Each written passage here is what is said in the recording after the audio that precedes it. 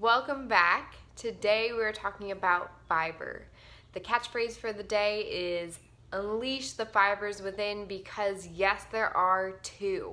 We've been told time and time again from friends and family, your doctor, make sure you eat your fiber. What we're not told as often is that there are in fact two types of fiber.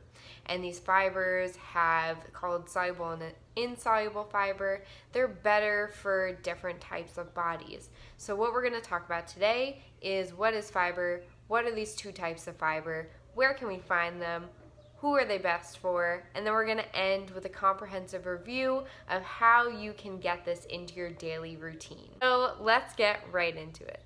Starting back at the basics, we have our three macronutrients. We have protein, carbohydrate, and fat.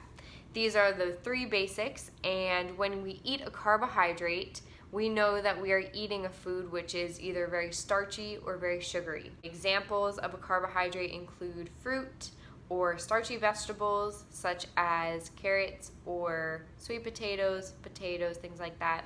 And then also things that are based on grain. So anything made out of wheat or corn or rice, you can assume goes into that carbohydrate category. So if you eat the carbohydrate, your body is going to break it down and spread it out into your body as energy so that we can do what we're doing right now, talking about carbohydrates, loving fibers.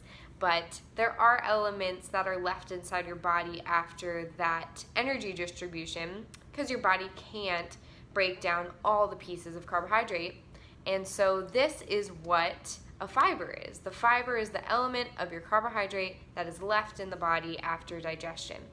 And before we go into the functions of soluble fiber versus insoluble fiber, I want to give a disclaimer right now and say that soluble fiber and insoluble fiber are the ways we have been classifying fiber for the last long time. Very exact measurement I'm giving you. There is discussion in the research about calling them viscous and non-viscous fibers, fermentable and non-fermentable fibers. There's really good reasons to use these classifications, and those reasons are beyond the scope of this video because most of the resources out there, even lots of hospitals, are still using insoluble and soluble fiber terminology. I'm going to use those for this video as well. Soluble fiber acts as a sponge in the gut. What I mean by that is that soluble fiber acts as a slowing agent. So it forms this gel-like substance in your gut and kind of slows down how fast things move through there. This is really good if you're someone who has loose stools, or if you have frequent runs to the bathroom, or if you have diarrhea. This is a really good thing for you because it kind of just slows things down so that you can absorb it better. This is also really good if you have diabetes, because there's been research linking the fact that soluble fiber slows how quickly things are absorbed in your body. It also reduces how much your blood sugar actually spikes when you're eating things that are rich in sugars and other types of carbohydrates, which is something that a diabetic has to be careful about. This has also been linked in research to help those with high cholesterol, because cholesterol, soluble fiber will bind onto that cholesterol and escort it out of the body without having to be absorbed, which is, of course, very oversimplified. Good resources of soluble fiber are oats, barley, dried beans and peas, certain fruits and vegetables such as applesauce, strawberries, potatoes, citrus, and prunes. At the end of this video, don't worry, I'm going to give you a great resource you can use to find out, is my food high in soluble or insoluble fiber? So just hold on to the end of the video for that. Insoluble fiber, consequently, does the exact opposite of soluble fiber.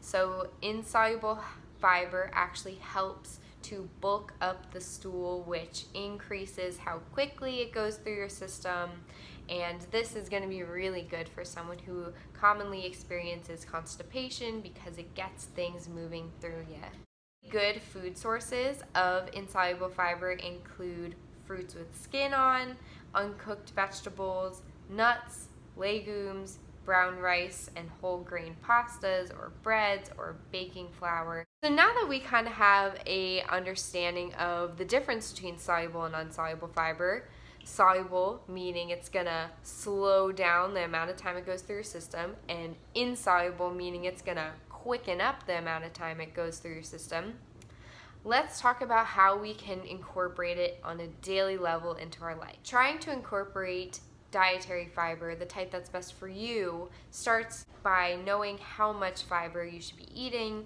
The amount of fiber you need depends on the gender you're born into and also your age. So I'm going to assume that we're all in the same age range, which of course is not true, but I'm just going to say it for the purpose of this video. If you want to find your exact recommended amount, I would go to the Academy of Nutrition and Dietetics in Google and just give a search there. But for this video, we're going to say that everyone should be eating about 25 to 30 grams of fiber per day. And then you want to think, okay, am I someone that frequently has constipation?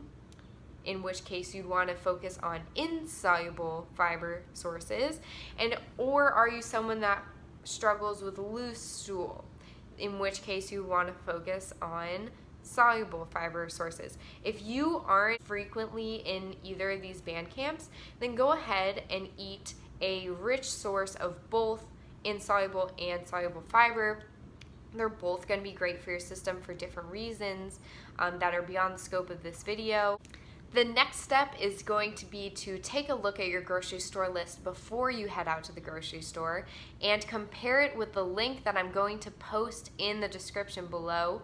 But by using this resource, all you have to do is look up the foods that you have on your grocery store list. So anything that is a vegetable, anything that's a fruit, anything that is a grain, so anything made from corn or wheat or rice. Total fiber is made up of insoluble and soluble fiber, but you want to pick the best one for your body, and the best one's going to be whatever number is higher. So if you're someone that has constipation, you want to choose a food that has the higher number of insoluble fiber as opposed to a higher number of soluble fiber. And this website does a great job of listing it out. You can see here we're on the home page of this website. You can see it lists total fiber, then insoluble fiber, then soluble fiber. We're going to scroll down here to blueberries.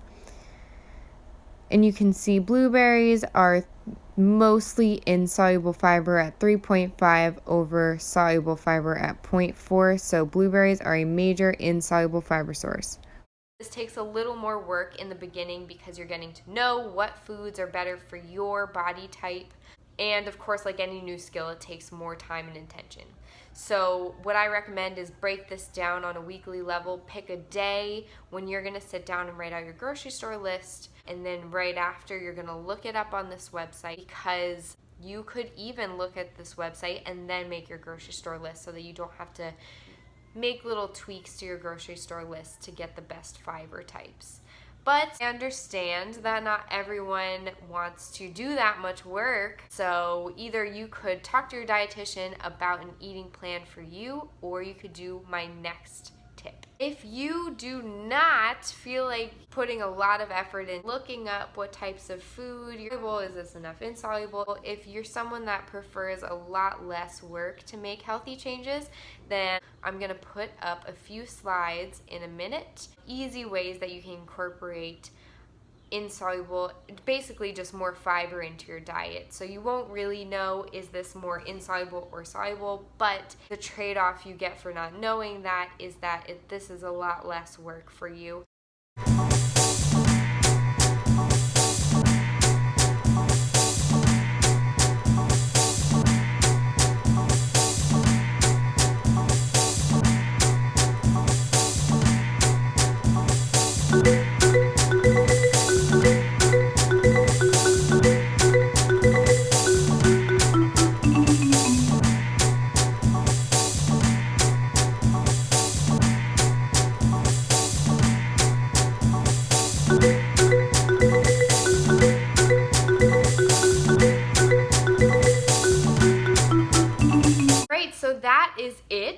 hope that you're feeling confident about approaching fiber after this video. If you have any questions, of course, leave the comments in the comment section, and make sure you take a look at the description for the links that I mentioned during this video. I will see you all next time.